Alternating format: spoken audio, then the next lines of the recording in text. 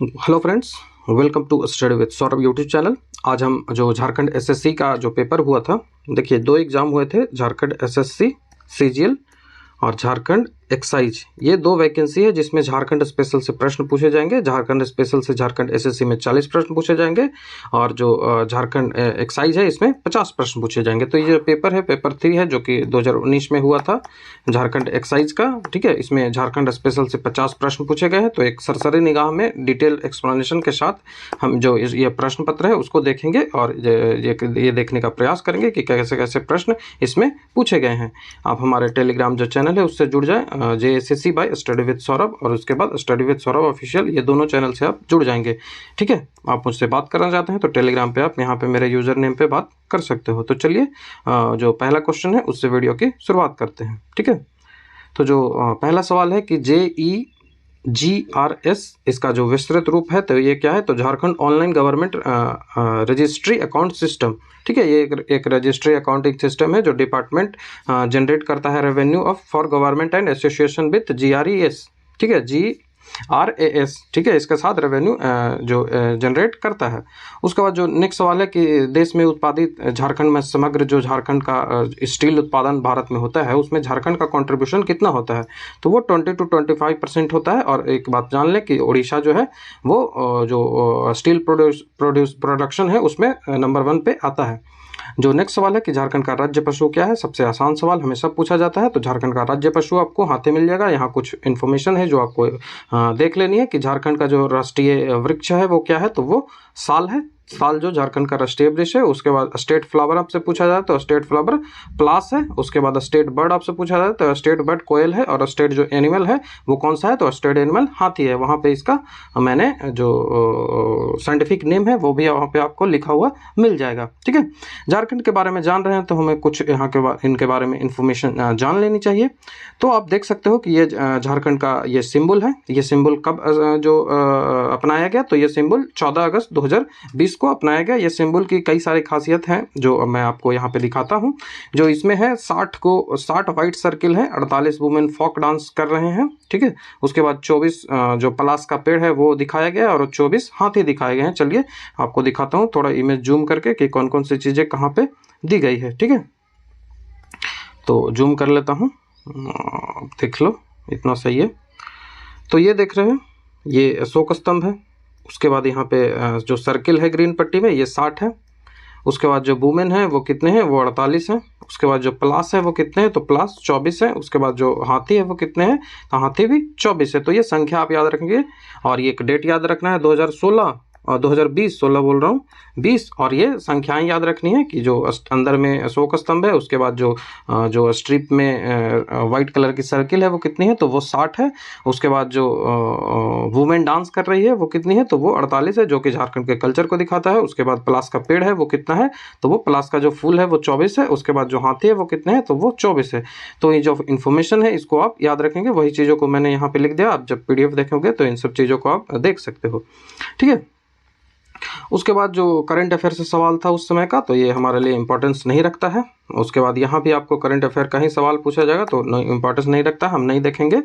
ठीक है, उसके बाद हमसे पूछा जा रहा है कि नवीकरणीय ऊर्जा के विकास के लिए झारखंड में कौन सी एजेंसी की स्थापना की गई थी, तो वो की गई थी JREDA। ठीक है, JREDA, इसको चलिए देख लेते हैं। जो JREDA है, जो यहाँ पे आप देख सकते हो, मैंने यहाँ पे लिख दिया है, Jharkhand renewable energy development agency है। ये एक ऑटोनोमस एजेंसी है। ठीक है, स्वायत्त एजेंसी है जो कि जो साइंटिस्ट रजिस्ट्रेशन एक्ट 21 है 1860 का, उससे रजिस्टर्ड किया गया है। इसकी एस्टेब्लिशमेंट कब की गई थी, तो वो 2001 में की गई थी। ये जो इसका जो डेवलपमेंट है ये फोकस करता है किस पे, तो new energy resources and supplementing the energy requirement of the state to the general public awareness in facilitating deployment of a new renewable energy system। तो ये जो JRED है इसके ये कुछ इंफॉर्मेशन थी जो आपको जान लेनी थी। उसके बाद जो हमारा नेक्स्ट सवाल है वो भी आपको यहाँ पे देखने को मिलेगा, वो करंट अफेयर से है, तो करंट अफेयर के सवाल को हम नहीं देखेंगे। तो उसके बाद 8वां सवाल हम देख लेते हैं कि 8वां सवाल क्या है। तो झारखंड में दामोदर नदी है, उसका उद्गम हमसे पूछा रहा है। तो दामोदर का उद्गम कौन नहीं जानता है, ये लातेहार छोटा नागपुर पठार से उत्पन्न होता है। आप यहाँ पे देख सकते हैं, ये छोटा नागपुर का पठार है, यहीं से दामोदर नदी जो का उद्गम होता है। उसके बाद वो अपने जो बेसिन है उसमें फ्लो करता हुआ चला जाता है। ये आप देख सकते हैं दामोदर नदी का बेसिन है, ठीक है, ये दामोदर नदी का बेसिन है, वो हुगली में जाके मिलते हैं, आप ये जानते हैं। इसमें बराकर नदी आके मिलते हैं, आप ये भी जानते हैं, बराकर नदी होगी, ये दामोदर है, आप देख सकते हैं। और ये जो इतने जो ऐसे ऐसे ब्लू ब्लू बनाए गए हैं, वो जो यहाँ पे जो जितने डैम बनाए गए हैं उनको ये दिखाया जा रहा है। आगे आगे कर कर हम जो डैम की जब चर्चा करेंगे तो इनको भी देख लेंगे, बाकी वो सब तो पढ़ने की चीज़ है। 10th नंबर क्वेश्चन है वो मतलब कि जो करंट अफेयर से रिलेटेड है, मतलब स्टैटिक है। इसमें पूछा जाए कि 2010 के राष्ट्रीय खेल में स्वर्ण पदक किसने जीता था, तो वो दीपिका कुमारी, ठीक है, तीरंदाजी, आप जानते होंगे। नेक्स्ट क्वेश्चन है कि ये जो जनजाति कल्चर से पूछ रहा है कि यह पर्व जो है वो आपको ऑप्शन दिया गया है, मुख्यतः अविवाहित जनजाति बालिकाओं द्वारा और मुख्यतः उत्तम उर्वरता, ठीक है, जो प्रोडक्शन होता है उसके लिए, जो एग्रीकल्चर प्रोडक्शन अच्छा हो उसके लिए और परिवार की जो अच्छाई हो उसके लिए ये किया जाता है। तो वो कौन सा है, तो वो जावा है, ठीक है, जावा। एक कथन आपको दिया गया है, उस पर आपको विचार करना है कि ये जो कहा जा रहा है वो कौन से त्यौहार के बारे में कहा जा रहा है। तो इसमें गांव का एक जो पुजारी होता है, एक मिट्टी का बर्तन लेता है, उसमें पानी डाल दिया जाता है, ठीक है, 3 मिट्टी के पात्र लेते हैं, उसमें पानी डालते हैं और जो देखा जाता है कि किसमें पानी का स्तर घटा है, किसमें नहीं घटा है। जब पानी का स्तर घट जाता है इसका मतलब अकाल आने वाला है, जब पानी का स्तर नॉर्मल रहता है मतलब उत्तम वर्षा का संकेत ये देता है। तो यही चीज़ें आपको यहाँ से पूछी जा रही थी। तो ये सरहुल का है, ठीक है, किसका है, सरहुल का। उसके बाद आपको हिस्ट्री से सवाल है कि सरदारी जो आंदोलन है वो निम्न में से किसके कारण हुआ था। तो सरदारी आंदोलन है, इसमें जो ऑप्शन नंबर बी और सी है दोनों सही होगा। बेगारी मतलब ब्लात श्रम लागू करने के विरुद्ध में ये कृषक असंतोष था और बिचौलियों द्वारा गैर कानूनी ढंग से किराए में वृद्धि किया गया था, जिसके कारण यह आंदोलन उत्पन्न हुआ था, ठीक है। तो ये जो आंदोलन है ये छोटा नागपुर के जो दोयसा, खुरसा, सोनपुर और वशिया जो है ये इसके प्रमुख केंद्र थे, यह आंदोलन, ठीक है। यह आंदोलन कई चरणों में हुआ था, आप देख सकते हैं, पहला, द्वितीय, तृतीय। आप जब पीडीएफ देखेंगे तो उसमें ये सारी इन्फॉर्मेशन आपको मिलेगी, ठीक है, ठीक है। तो ये कई सारे जो आंदोलन है इसके जो आगे तो इसकी चर्चा अलग अलग से की जा सकती है, पढ़ने की आवश्यकता है इस पर, मतलब कि ये डिस्कशन वाली चीज़ है। इसे मुल्की या मिल्की या फिर मातृभूमि जमीन आंदोलन भी कहा जाता था। ये जो कुछ इन्फॉर्मेशन चीज़ें हैं मैं आपको यहाँ पे लिख के दे दिया हूँ। उसके बाद हमसे पूछा जा रहा है कि ताना भगत आंदोलन कब शुरू हुआ, तो ये आप जानते हैं 1914 में शुरू हुआ। उसके बाद जो नेक्स्ट क्वेश्चन है कि पहला जनजातीय नेता जिसने अंग्रेजों के विरुद्ध हथियार उठाया था, तो वो कौन था, तो वो तिलका मांझी था, आप ये जानते होंगे। इनका जो कहानी है वो काफ़ी इंटरेस्टिंग है, तो आप कभी समय मिलेगा तो ये आपको बताऊंगा। ये एक इंडियन फ्रीडम फाइटर थे जिनका जो मृत्यु हुआ था वो 1784 में हो गया था, काफ़ी दर्दनाक मृत्यु हुई थी। ये कहानी मैंने अपने जो इनके बारे में इंफॉर्मेशन है वो मैंने अपने टेलीग्राम चैनल पर डाला है, तो आप उसे वहाँ जाकर देख सकते हो। मैथान बांध है वो निम्न में से कहाँ स्थित है, तो ये धनबाद में स्थित है, आप यहाँ पे देख सकते हो। मैंने पहले ही आपको बता दिया है कि झारखंड में कई सारे बांधे हैं। उसके बाद जो अरुणा मिश्रा है वो एक भारतीय क्या थी, तो वो मुक्केबाज थी। उसके बाद लांस नायक अल्बर्ट एक्का जो थे उन्हें परमवीर चक्र भी मिला है, आप देख सकते हो यहाँ पे परमवीर चक्र मिला है। तो ये भारत पाक का ये जो युद्ध 1971 में हुआ था उसमें ये शहीद हुए थे, ठीक है। उसके बाद जो झारखंड का वर्तमान राज्यपाल, ये क्वेश्चन हमारे लायक नहीं है, ये करंट अफेयर का क्वेश्चन है, ठीक है। कार्तिकेय के महीने में चंद्रमा के दौरान मनाया जाने वाला सबसे अधिक प्रसिद्ध पर्व कौन सा है, तो वो वंदना है, ठीक है। ये कल्चर से रिलेटेड सवाल था। उसके बाद यह एक लोक नृत्य है जिसका निष्पादन विवाह के दौरान दूल्हे के परिवार द्वारा किया जाता है, तो ये भी कल्चर से सवाल है, डमचक, ठीक है, डमचक इसको कहते हैं। उसके बाद जो आपको सवाल पूछा रहा है कि भारतीय आर्य भाषा निम्न में से कौन सी नहीं है, तो अंगिका है, नागपुरी है, सादरी है, लेकिन कोरबा जो है वो भारतीय आर्य भाषा नहीं है। ये जो कोरबा बोलते हैं इसको, या फिर इसे कोडाकू भी बोलते हैं, या फिर कोडाकू भी बोलते हैं, या कोरकू बोलते हैं। ये एक मुंडा लैंग्वेज है, मतलब जो ट्राइबल लैंग्वेज है जो कि झारखंड और छत्तीसगढ़ में बोला जाता है, ठीक है। नेक्स्ट जो सवाल है कि संथाली लिपि ओकचिकी संथाली लिपि है, उसका आविष्कारक कौन था, तो पंडित रघुराम मुर्मू, ठीक है। उसके बाद आपसे पूछा जाए कि अदरक की खाने अधिकतम निम्न में से किस जिले में पाई जाती है, तो ऑप्शन नंबर ए और ऑप्शन नंबर बी दोनों सही है। गिरिडीह और कोडरमा दोनों में अदरक की खाने पाई जाती है। यदि आपसे पूछे कि सबसे ज़्यादा अदरक कहाँ पाया जाता है भारत में, तो वो आंध्र प्रदेश में पाया जाता है, ये आप जानते हैं। ठीक है, उसके बाद जो नेक्स्ट सवाल हमसे पूछा जा रहा है वो क्या है। नेक्स्ट जो सवाल है वो पूछा जाए कि 2011 के जनगणना के अनुसार जो झारखंड का सबसे कम जनसंख्या वाला जिला था वो कौन था, तो वो लोहरदग्गा था। हम लोग जल्दी जल्दी देख रहे हैं, जहाँ पे एक्सप्लेनेशन की जरूरत नहीं है वहाँ पे नहीं देख रहे हैं। ये 2018 का करंट अफेयर है, कोई मतलब नहीं बनता है। उसके बाद जो झारखंड की कृषि जो अर्थव्यवस्था की विशेषता निम्न में से कौन है, तो प्रकृति पर निर्भरता और न्यूनतम निवेश है, तो ये सही है। इसमें निवेश काफ़ी कम होता है क्योंकि झारखंड का जो जलवायु बोल रहा हूँ, उस मिट्टी है वो उस तरह की नहीं है। वहाँ पे जो पठारीय क्षेत्र ज़्यादा हैं जिस कारण से खेती की उतनी संभावना नहीं बनती, फिर भी कई सारे डैम लगाकर वहाँ पे खेती करने का प्रयास किया जाता है। जो मुख्य फसल के रूप में जो धान है वो एकल फसल है और अपर्याप्त सिंचाई सुविधा एवं लघु एवं सीमांत जोत सबसे ज़्यादा है, तो उपयुक्त सभी इसका आंसर बनेगा। ठीक है, उसके बाद आपसे पूछा जा रहा है कि छौ जो नृत्य की 3 जो शैलियां होती है उनमें से किसका नामकरण का निष्पादन जो झारखंड के नाम पे किया गया, तो 3 नृत्य होते हैं। पुरुलिया छौ जो कि वेस्ट बंगाल का होता है, पुरुलिया छौ यहाँ पे आपको दिख रहा है। उसके बाद जो मयूरभंज छौ होता है जो कि उड़ीसा का होता है। उसके बाद सरायकेला छौ होता है जो कि झारखंड का है। तो हमसे यही पूछ रहा है कि झारखंड का कौन है, तो सरायकेला छौ झारखंड का है। ठीक है, उसके बाद हमसे पूछा जा रहा है कि उरांव कॉम्ब कट एक क्या है, तो वो एक चित्रकला है। आप यहाँ पे देख सकते हो, ये कोहबर चित्रकला की तरह होता है जिसे अभी हाल ही में जीआई टैग भी मिला था, आप ये जानते होंगे। उसके बाद जो 30 नंबर का सवाल है कि झारखंड के इस लोक नृत्य का नाम एक वृक्ष के नाम पे रखा गया है, तो वो कौन सा लोक नृत्य है, तो कर्मा। ठीक है, कर्मा जो लोक नृत्य है उसका नाम जो वृक्ष है उस पर रखा गया है। उससे पूछ रहा है कि निम्न में से एक चित्रकला की एक शैली नहीं है, कौन है जो चित्रकला की एक शैली नहीं है, तो उरांव भित्ति चित्र है, जोड़ा पोटिया है और उसमें संताली भित्ति चित्र, ये चित्रकला है। लेकिन लहसुआ जो चित्रकला नहीं है।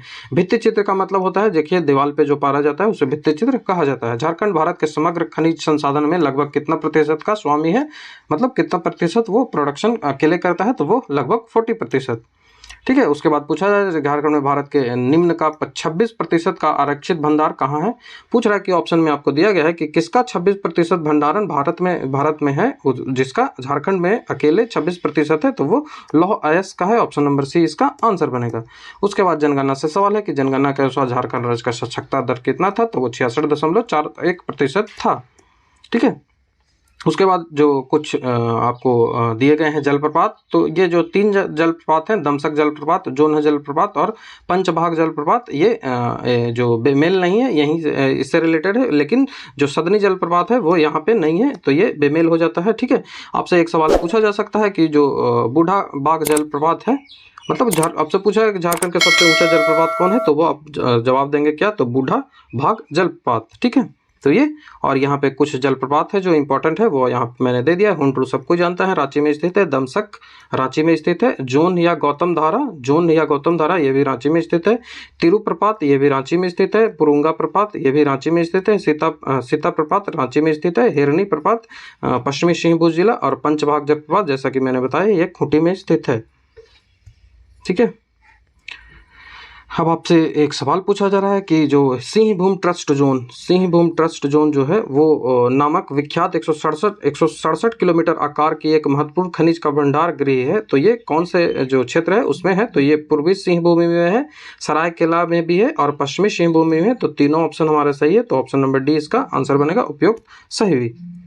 एक सवाल आपको इकोनॉमिक्स से पूछा जा रहा है कि बोकारो जो इस्पात संयंत्र है जिसकी स्थापना द्वितीय पंचवर्षीय योजना में की गई थी, ये एशिया का सबसे बड़ा इस्पात संयंत्र है, तो इसमें किस देश की सहायता से ये की गई थी, तो ये ऑप्शन नंबर ए सोवियत संघ यूएसएसआर जिसे आजकल रशिया कहा जाता है उससे किया गया था, उसकी सहायता से, जो कि 1990 में जो यूएसएसआर है उसका डिजॉल्व हो गया था, वो खत्म कर दिया गया था। तो दूसरे पंचवर्षीय योजना में कई सारे जो खोले गए थे, जैसे कि आप देख सकते हो कई सारे षड्यंत्र खोले गए थे, जिसमें भिलाई जो है वो छत्तीसगढ़ में है और ये जो एस्टेब्लिशमेंट कब हुआ था, तो 1955 में हुआ था और ये यूएसएसआर की सहायता से किया गया था।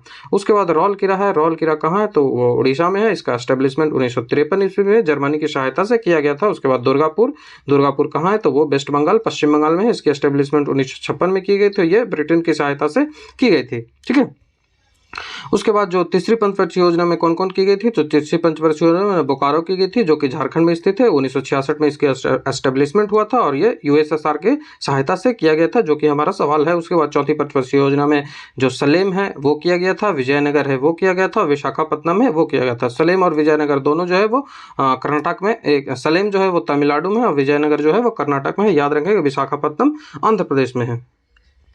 उसके बाद जो नीलंबर और पीताम्बर शाह नामक दो भाई, जिन्होंने स्वतंत्रता आंदोलन के दौरान अंग्रेजों के लिए मुसीबत खड़ी कर दी थी, निम्न में से जो नेता थे वो कौन से जाति का थे, तो वो खरवार जनजाति का थे। एक सवाल आपसे हमेशा पूछा जाता है कि खरवार जो आंदोलन हुआ था वो कब हुआ था, तो 1874 में हुआ था। ये सवाल हमेशा पूछा जाता है, लेकिन आपको नाम अभी तक नहीं पूछा गया है, लेकिन यहाँ पे सिर्फ नाम देके पूछा गया है। तो आप नीलंबर और पीताम्बर भी याद रखें, इन्होंने ही खरवार आंदोलन का आरंभ किया था। जो 40 नंबर का सवाल है, पत्थर और बीड़ी का उत्पादन उद्योग के लिए कौन सा झारखंड का जिला मशहूर है, तो वो पाकुड़ जिला इसके लिए मशहूर है। ठीक है। उसके बाद लाला लांग वन्य जंतु अभयारण्य है, वो किसके कहाँ पे है, तो वो चतरा जिले में स्थित है। आप देख सकते हो झारखंड का मैप आपको मैं यहाँ पे दिखाऊं तो ये जो चतरा जिला है, यहीं पे आप देख सकते हो कि झारखंड का जो मैप है ये खाली मैप है। यहाँ पे मैंने इसको जो लगा के दिखा दिया है एग्जैक्ट कि कहाँ पे झारखंड में ये स्थित है। ठीक है। उसके बाद जो नेक्स्ट क्वेश्चन आप यहाँ पे देख सकते हो कि झारखंड राज्य निर्माण के बाद वहाँ पे राष्ट्रपति शासन कितनी बार लगा है, तो राष्ट्रपति शासन 3 बार लगा है। कब कब लगा है, तो एक 2009 में लगा है, उसके बाद जो दूसरा है वो 2010 में लगा है, तीसरा 2013 में लगा है। तो 3 बार यहाँ पे राष्ट्रपति शासन अभी तक लग चुके हैं। जो सबसे ज़्यादा राष्ट्रपति शासन लगा है वो कहाँ है, तो वो मणिपुर है। सेकेंड कहाँ है, तो सेकेंड पंजाब और यूपी दोनों में है। ठीक है। उसके बाद बिहार में है। ठीक है। मणिपुर में सबसे ज़्यादा लगा है, उसके बाद कहाँ लगा है, तो उसके बाद पंजाब और यूपी में लगा है और उसके बाद फिर बिहार में लगा है। ठीक है। आप ये डाटा याद रखेंगे। उसके बाद नेक्स्ट सवाल है कि झारखंड राज्य कृषि योग्य क्षेत्र जो है वो कितना है, तो वो 38 लाख हेक्टेयर है। ये डेटा है, आपको याद रखना पड़ेगा। ये आपको यहाँ समझने की कोई ज़रूरत नहीं है, आपको याद ही रखना पड़ेगा। झारखंड कृषि का प्रदर्शन है वो कैसा है, तो राष्ट्रीय औसत से बहुत कम है। जैसा कि मैंने बताया यहाँ की स्थिति कृषि योग्य नहीं है, क्योंकि पठारीय क्षेत्र है और यहाँ पे जो सिंचाई की सुविधा भी है वो काफ़ी अच्छी नहीं है, जिस कारण से जो कुछ क्षेत्र है जहाँ पे वर्षा का पानी या फिर वो बेसिन में आता है, दामोदर की बेसिन हो या फिर कोई जो कई नदियाँ हैं वहाँ पे, तो उस क्षेत्र में धान की खेती की जाती है, अन्यथा वहाँ पे खेती की संभावनाएं उतनी अधिक नहीं है। ठीक है। झारखंड में नकदी फसल के लिए प्रयुक्त जोत कितनी है, तो वो सर्वोत्तम जो उत्तर है, ये थोड़ा सा कंफ्यूजन है लेकिन हम 15% मान सकते हैं। ठीक है। जो नेक्स्ट क्वेश्चन हमसे पूछा जा रहा है कि मुख्यमंत्री रघुवर दास, ये मतलब करंट है लेकिन सौभाग्य योजना याद कर लें, वो बिजली से रिलेटेड है। ठीक है। लाल की घाटी जो विख्यात है वो छुटपुट घाटी भी कहा जाता है, ये स्थित कहाँ है, तो ये रामगढ़ में स्थित है। यहाँ पे देख सकते हो। ठीक है। यहाँ पे उसके बाद जो आपसे एक सवाल पूछा जा रहा है कि इनमें से गलत की पहचान करें, तो बैद्यनाथ मंदिर कहाँ है, तो वो देवघर में है, मिलान किया हुआ है। हल्दी घाटी मंदिर कहाँ है, तो वो गुमला में है। और उसके बाद जो जगन्नाथ मंदिर है वो रांची में है। ये जगन्नाथ मंदिर उड़ीसा वाला नहीं है। ठीक है। तो ये याद रखेंगे, ये उड़ीसा वाला नहीं है। यहाँ पे कुछ इन्फॉर्मेशन आपको दे दूं कि जो तपोवन है आपसे यहाँ पूछा जा रहा है, ये रामगढ़ में नहीं है। यदि तपोवन 3 जगह है, यदि झारखंड में पूछे तो वो देवघर में है, यदि बिहार में पूछे तो वो राजगीर में है, यदि उत्तराखंड में पूछे तो वो उत्तरकाशी जिला में है। उसके बाद जो मेन जो पंचवटी फेमस है, जो मेन जो फेमस है तपोवन, वो पंचवटी में है। पंचवटी कहाँ है, तो ये महाराष्ट्र के नासिक जिला में है। ठीक है। ये नासिक में है, जो कि भगवान राम से संबंधित है। आप इन बातों को याद रखेंगे। उसके बाद जो आपसे 49 नंबर सवाल है कि अभिलिखित वन्य क्षेत्र झारखंड के कितने भौगोलिक क्षेत्र पर वन का प्रतिशत है, तो 29.61% है। ये याद रखेंगे। जो हमारा लास्ट सवाल है वो झारखंड में वन की कोटियाँ कैसी है, तो वो झारखंड में उष्णकटिबंधीय आर्द्र पतझड़ वन भी पाए जाते हैं, उष्णकटिबंधीय शुष्क पतझड़ी वन भी पाया जाता है और उष्णकटिबंधीय विस्तृत पर्वतीय वन भी पाए जाते हैं। तो ये सारी चीज़ें झारखंड में पाई जाती है। यहाँ पे आपको सभी जो क्वेश्चन हैं उनको इंग्लिश में भी मिल जाएगा, चूँकि कई जो स्टूडेंट्स हैं वो इंग्लिश में कंफर्टेबल नहीं होते, जिस कारण से मैंने इसको हिंदी में ही बताने का प्रयास किया है। ठीक है। तो आप PDF में इसको देख सकते हो, इंग्लिश में भी ये चीज़ें हो गई है। तो हमने यहाँ पे जो झारखंड से संबंधित 50 सवाल थे उसको कर लिए। आशा करता हूँ आपको वीडियो अच्छा लगेगा और आप देख के एक अनुमान लगा पाओगे कि किस तरह के प्रश्न हमको पूछे जाएंगे। आगे यदि आपको वीडियो अच्छे लगते हो तो आगे के जो सवाल हैं, जैसे कि गणित के सवाल हो गए, जैसे कि सामान्य ज्ञान के सवाल हो गए, जो आप जानते हैं कि सामान्य ज्ञान अलग से पूछा जाता है, और उसके बाद सामान्य विज्ञान है, वहाँ से सवाल भी पूछे जाते हैं। तो इन सभी को हम डिस्कस कर सकते हैं। जैसे देखिए ये समान विज्ञान का बेस्ट प्रश्न आपको देखने को मिलेगा। ठीक है, तो यदि आपको अच्छा लगता हो तो वीडियो को लाइक शेयर कमेंट जरूर कर लें, और जो हमारा चैनल है उसको सब्सक्राइब जरूर कर लें, और इसी तरह के वीडियो पाने के लिए चैनल को सब्सक्राइब कर लें, और टेलीग्राम चैनल जो